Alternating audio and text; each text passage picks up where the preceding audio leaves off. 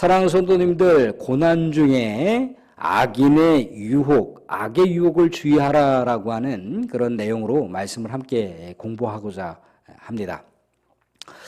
다윗은 절체절명의 위기 상황 가운데 피난길에 접어들었습니다. 피난길에 접어들었기 때문에 너무나 심신이 지쳐있는 상황이었습니다. 심신이 가중되어 지칠 수밖에 없는 이유는 그렇게 자기가 피난할 수밖에 없었던 그 원인이 자기가 전혀 모르는 어떤 대적자라기보다도 다윗이 사랑하는 아들 압살롬 때문에 그렇게 심신이 더 가중됐다라고 하는 것을 알 수가 있습니다. 왜 그러냐면 지금 다윗과 압살롬 간에 전면적인 전쟁이 일어날 경우에 다윗이 이길 수도 있고 압살롬이 이길 수도 있지 않습니까? 그런데 설령 아버지 다윗이 압살롬에게서 전쟁 가운데 이겼다 할지라도 후대 역사는 그렇게 좋은 모습으로다가 남기지 않을 것이라는 거예요. 후대 역사에 부정적인 꼬리표가 붙을 수밖에 없죠. 왜? 다윗 왕이 자신의 왕권을 지키기 위해서 아들 압살롬을 제거하였다라고 하는 꼬리표가 붙을 수밖에 없다는 거예요. 조선 왕조실록에 보게 되면 영조 왕이 그렇게 출중한 왕정 정치를 시도했음에도 불구하고 그에게 꼬리표가 하나 붙는 것이 뭡니까? 세자로 책봉했던 사도세자를 뒤주에 숙였다라고 하는 것이 영조 왕에게 평생 동안 후대 역사 가운데 꼬리표가 붙는 그런 모습이라는 거죠.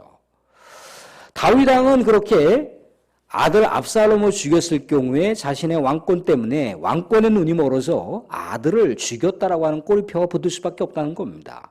그런데 또 이와 반대로 다윗이 압살롬에게 패하여 죽임을 당하는 그런 상황이 나타난다 할지라도 후대 역사는 또한 부정적인 이미지를 남겨놓는다는 거예요. 어떻게요? 아들 압살롬이 아버지를 능멸하고 아버지를 죽여서 아버지의 왕권을 찬탈했다라고 하는 꼬리표가 붙을 수밖에 없다는 거예요. 왜 조선 왕조에 왜 이방원이라고 하는 사람이 계속해서 거론되는 이유는 뭡니까? 이방원이 왕자의 난을 일으키고 쿠데타를 일으켰다는 거죠. 그래서 아버지 태조 이성계를 옴짝달싹 못하게 만들어 놓고 아버지 이성계, 태조가 세자를 책봉해 놨던 그 동생을 죽였지 않습니까? 그 꼬리표가 계속해서 붙을 수밖에 없는 거예요. 아버지를 능멸했다라고 하는 꼬리표가 이방원에게는 계속해서 붙을 수밖에 없다는 거죠. 그렇기 때문에 다윗 왕을 그 아들 압살롬이 이긴다 할지라도 역사 후대는 계속해서 압살롬에게 부정적인 꼬리표를 남겨놓는다라는 겁니다. 이런 모든 전반적인 상황에 대해서 다윗이 모를 사람이 아니라는 거죠. 어떻게 보면은 많은 사람들이 다윗에 대해서 하나님 앞에 깨어있는, 하나님 앞에 늘 언제나 기도로 나아가는, 하나님 앞에 늘 언제나 예배로 나아가는, 하나님 앞에 늘 찬양으로 나아가는 그런 위대한 성군이라고 모든 사람들이 다 공감하는 바였지만 그렇게 아들과의 싸움에서 자기가 이겨도 꼬리표가 붙는 것이고 자기가 그 전쟁 가운데 패한다 할지라도 꼬리표가 붙는다라고 하는 것을 다윗은 잘 알고 있다는 거예요. 그래서 다윗의 그 심령은 굉장히 가난할 수밖에 없는 것이고 고난의 깊은 수렁 가운데 놓여 있지 않을 수가 없었던 거예요. 그런데 이렇게 어려운 상황 가운데 다윗의 마음을 유혹하는 하나의 악인이 또한 등장하는 것을 말씀 가운데 볼 수가 있습니다. 하나의 악인이 누구였습니까? 바로 시바라고 하는 인물이었죠. 시바가요, 다윗의 그 피난길에 갑자기 등장을 했습니다. 등장을 해서 심신이 지쳐있는 다윗과 신하들에게 먹을 양식을 풍성하게 준비를 했고 심지어 왕의 가족들이 탈 수 있는 나귀까지 대령을 했다는 거예요. 엄청나게 많은 양식과 나귀까지 준비했다라고 하는 것은요, 어떻게 보면은 주인을 모시는 종으로서는 그 정도의 물량과 그 정도의 왕의 이동수단으로 사용하라고 했던 나귀를 준비할 수 있는 상황이 아니라는 거죠. 다윗은 처음에 의심을 했습니다. 그래서 어떻게 물어보고 있느냐면 말씀 가운데 오늘 16장 2절을 보시면 이렇게 나와 있습니다. 왕이 시바에게 이르되 내가 무슨 뜻으로 이것을 가져왔느냐 하니 시바가 이르되 나귀는 왕의 가족들이 타게 하고 떡과 과일은 청년들이 먹게 하고 포도주는 들에서 피곤한 자들에게 마시게 하려 함이니라. 다윗이 어렵고 굉장히 고난 가운데 있는 그 마음을 아주 적시에 잘 터치를 해서 왕의 마음을 사로잡고 있는 이 달콤한 유혹 가운데 다윗이 넘어가더라는 거예요. 다윗은 뇌물에 지금 눈이 어두웠습니다. 그래서 의심이 들지만 지금 뭔가 자신의 어려운 상황 가운데 호의적으로 베풀고 있는 사울 왕가의 몸종이었던 시바의 그 호의와 헌신을 받아들였다는 거죠. 그런 다음에 물어봐요. 너의 몸 주인이었던 너의 주인은 어디 있느냐? 무비보셋은 어디 있느냐라고 얘기를 했다라는 거예요. 그랬더니 또 시바가 뭐라고 얘기하냐면 지금 예루살렘에 있는데 지금 다윗 왕께서 피난길에 오르고 있는데 오히려 무비보셋이라고 하는 사울 왕의 아들은 쾌제를 부르면서 춤을 추고 있다는 거예요. 어쩌면 다시 사울 왕과의 그 왕권이 회복될 수 있을 것이라고 하면서 그렇게 노래를 부르고 있었다라고 하는 말로다가 거짓 증언을 합니다. 그런데 이 새빨간 거짓말을 다윗 왕은 고지굿대로 들었다는 거죠. 왜? 자신의 어려운 심정을 무비보셋이 오히려 알아주지 않고 이 사울 왕의 몸종이었던 또 다시 무비보셋의 종이었던 이 시바가 오히려 그의 주인보다도 더 다윗 왕의 마음에 합한 그런 뜻을 가지고 지금 이렇게 호의를 베풀어가는 그 마음 때문에 다윗이 고지굿대로 속아 넘어가는 광경을 보게 되더라는 거죠. 그도 그럴 것이 사울 왕가라고 하는 것은요, 다윗 왕에게는 영린입니다. 영린. 건드려서는 안 되는 그런 아킬레스 건과 같은 그런 내용이라는 거죠. 그렇기 때문에 다윗이 지금 심신이 지쳐있는 상황이고 아들 압살롬 때문에 정말 심령의 그 수렁의 깊은 곳에 갇혀있는 상황인데 사울 왕가가 회복될 것이라고 하는 이야기를 꺼낸다라고 하는 것은요, 다윗 왕의 마음을 심히 감정적으로 갈기갈기 찢겨놓는 그런 상황이라는 거예요. 그래서 다윗 왕이 감정적으로 경솔하게 반응하는 장면을 볼 수가 있습니다. 그 장면이 4절 말씀이라는 겁니다. 16장 4절 말씀 보시면 이렇게 나와 있어요. 왕이 시바에게 이르되 무비보셋에게 있는 것이 다 내 것이니라 하니라. 시바가 이르되 내가 절하나이다. 내 주 왕께서 내가 왕 앞에서 은혜를 입게 하옵소서 하니라. 그러니까 이 다윗 왕이 무비보셋에게 있었던, 그러니까 무비보셋의 아버지 사울 왕이 소유하고 있었던 소유물을 다윗이 건드리지 않았잖아요. 그래서 무비보셋에게 그대로 그 소유물을 넘겨줬습니다. 그런데 이번에는 다윗 왕이 심히 감정이 상하여 경솔하게 앞뒤도 따져보지 않고 무비보셋에게 물려받았던, 사울 왕으로부터 물려받았던 무비보셋의 모든 소유물을 누구에게로 양도하겠다라고 하는 선언입니까? 시바에게, 무비보셋의 몸종이었던 시바에게 모든 소유물들을 넘기는 것을 선포했다는 거죠. 절대 왕정의 시대 가운데 왕의 말이라고 하는 것은 곧 국법입니다. 국법이라는 거예요. 국법을 이렇게 감정이 상한다라고 해서 그렇게 쉽게 말을 토해내버리면 그것으로 인해서 뒤에 엄청난 지금 상황을 왜곡되게 야기할 수 있는 그런 상황을 초래하고 말았다는 거죠. 근데 사랑하는 성도, 우리가 말씀 가운데 하나 찾아볼 것이 있는데 말씀을 한번 찾아보도록 하겠습니다. 19장 3월하 19장 25절부터 27절까지입니다. 구약성경 496쪽에 있는데 이것은 아마 우리 스크린에 아마 준비 안 됐을 것 같습니다. 그래서 제가 한번 읽어드리도록 하겠습니다. 우리 사랑하는 성도님들께서 구약성경 496쪽을 펼쳐봐 주시기 바랍니다. 구약성경 496쪽을 한번 보도록 하겠습니다.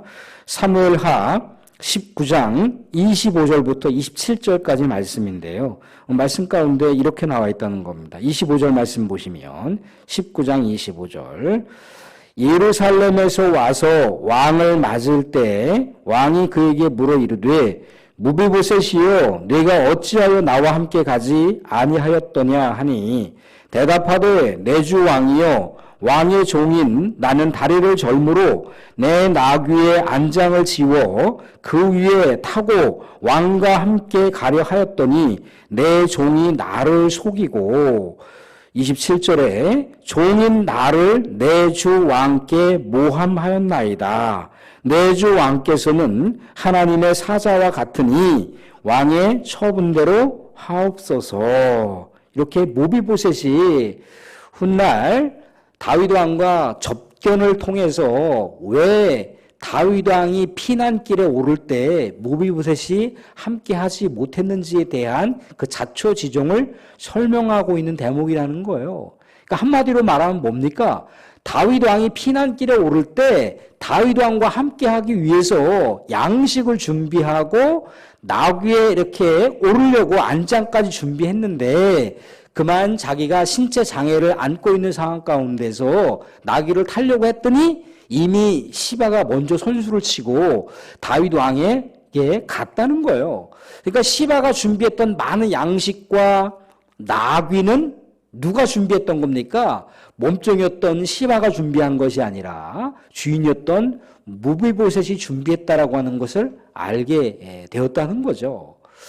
결국 시바라고 하는 사람은 어떻게 했습니까?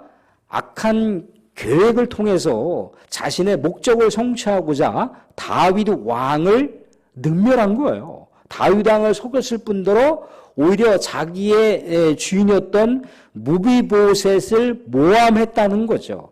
자기의 목적을 위해서 상대방을 짓밟게 되고 또한 자기의 목적을 위해서 왕마저 그렇게 속일 수 있는 천인공노할 범죄를 시바가 저질렀다라고 하는 것을 우리가 말씀을 통해서 확인해 볼 수가 있다는 겁니다. 사랑하는 성도들, 우리는 말씀 가운데 몇몇 가지를 생각해 볼 수가 있다는 거죠. 어떤 것을 생각해 볼 수가 있습니까? 사람이 어려울 때는 어려움 가운데 유혹이라 할지라도 자신을 해롭게 하는 유혹이라 할지라도 그것을 받아들이기가 쉽다는 거예요. 또한 뇌물이라고 하는 것은요, 사람의 눈을 어둡게 할 수가 있다는 거예요. 그래서 항상 어떻게 됩니까? 우리가 내가 고난 가운데 있다 할지라도 내가 어려움 가운데 있다 할지라도 올바르지 않은 것, 옳은 길로 가는 것을 왜곡시키는 것들에 우리의 눈이 유혹당할 수가 있고 우리의 귀가 유혹당할 수가 있다는 거예요. 오히려 온전한 지혜를 발휘할 수 없는 상황이 생긴다는 겁니다. 그래서 다윗처럼 경솔하게 감정적으로 반응하고 그것을 감정적으로 결론을 내리는 실수를 범할 수가 있다는 거예요.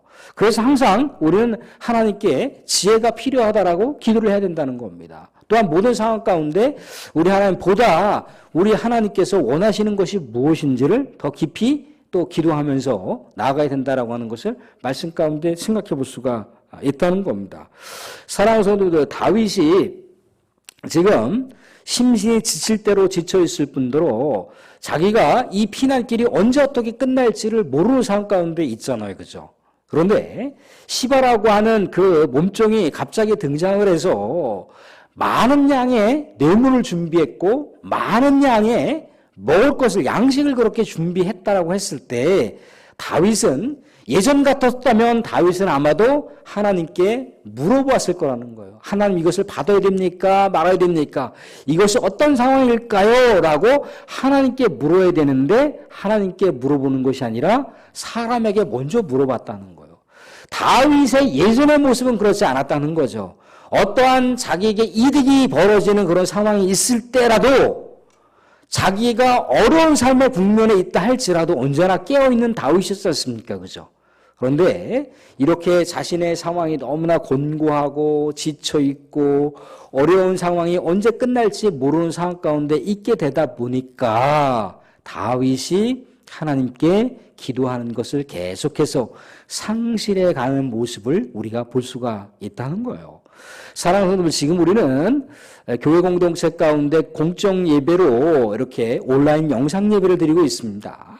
또 그리고 새벽 기도를 또 우리가 가정에서 이렇게 개인 경건 생활로다가 전환을 시켰습니다. 그런데 이렇게 우리가 너무나 편안하게, 물론 코로나의 상황 가운데 편안하게 우리가 예배 생활하자, 조금 더 우리의 삶을 또 위험을 조금 더 덜 감수해서라도 이렇게 생활하자, 그렇게 말씀을 드렸는데 오히려 이런 것이, 이러한 모습들이 우리가 하나님 앞에 나아가는 데 있어서 또 하나의 우리의 한계 상황을 드러낼 뿐더러 하나님 앞에 온전하게 우리의 예배 생활과 기도 생활을 하지 못하는 그런 여러 가지 한계 상황을 스스로 노출할 수가 있다는 겁니다. 사랑하는 성도들, 우리가 예배가 얼마나 공적으로 드려지는 예배가 얼마나 소중한지, 또 공적으로 같이 기도 생활하는 것이 얼마나 소중한지를 우리가 다윗의 이 상황을 통해서도 한번 우리가 지켜볼 수가 있다는 거죠. 사랑하는 성도들, 말씀을 맺겠습니다. 오늘 주시는 우리 교훈을 따라서 어떤 우리가 말씀의 교훈을 얻을 수가 있습니까? 악한 자의 계략은 언제나 이웃의 고통을 동반하면서 이웃을 짓밟으면서 자신의 목적을 드러낸다라고 하는 것을 우리가 시바를 통해서 볼 수가 있다는 거예요. 또한 다윗이 어려운 상황 가운데 국면에 처해지게 됐을 때 어려운 상황 가운데서도 항상 하나님께 기도했었던 다윗인데 하나님께 기도하는 것보다 먼저 사람에게 물어보는 것을 우선시했다는 거예요. 여기서 중요한 거는 뭡니까? 이런 상황 가운데서 다윗은 자신의 살이 분별할 수 있는 눈을 잃어버렸다는 거예요. 영적인 눈을 잃어버렸다는 겁니다. 또한 한 가지 마지막으로 이렇게 어려운 가운데 처해지게 되는데 어려운 가운데 처해지게 됐을 때 달콤한 유혹은 감정을 너무나 쉽게 노출해버리게 되고 또한 모든 상황 가운데 경솔하게 판단할 수 있는 가능성이 있다는 겁니다. 사랑하는 말씀의 교훈을 따라서 우리가 이런 여러 가지 함정 가운데 빠지지 않도록 악의 유혹 가운데 우리가 빠지지 않도록 우리의 영적인 눈과 영적인 귀가 그렇게 닫혀지지 않도록 늘 언제나 우리 하나님께 지혜를 구하고 하나님의 또 분별력을 구하고 또 하나님의 또 결단을 우리의 삶 속에 늘 언제나 깨어 기도하는 가운데 우리 하나님 충만한 임재 가운데 하나님의 지혜를 얻으시고 하나님의 분별력을 얻으시고 하나님의 결단력을 얻으실 수 있는 우리 사랑하는 성도들이 될 수 있기를 주님으로 축원드립니다.